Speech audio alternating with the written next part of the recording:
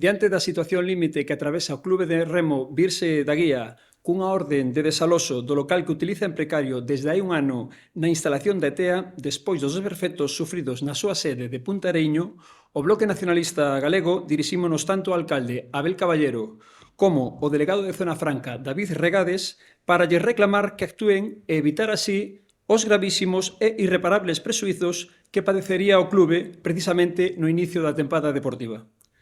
Compre lembrar que hai 2 anos o Goberno municipal comprometérase a xestionar a cesión, así como a realizar as reformas necesarias no local titularidade do Servizo Provincial de Costas. Non entanto, nada se soubo desa promesa e os desperfectos sufridos no tellado en febreiro do pasado ano deixaron o espazo inutilizable.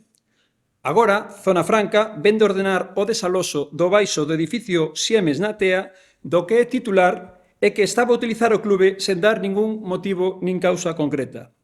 É inaceptable que 2 administracións públicas que están dirixidas polo mesmo Partido Socialista castiguen deste xeito a un clube que conta con 40 anos de historia e que é un referente nunha disciplina, o remo, que continúa sen contar con necesario apoio público.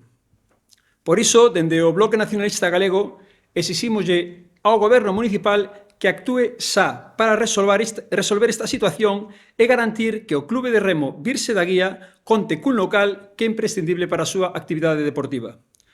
No mesmo sentido, dirixímonos tamén ao Consorcio de Zona Franca demandando no que, no inmediato, poña en suspenso a orden de desaloxo para o 1 de febreiro mentras non se lles facilita outra alternativa ou sexa reparado o seu local anterior.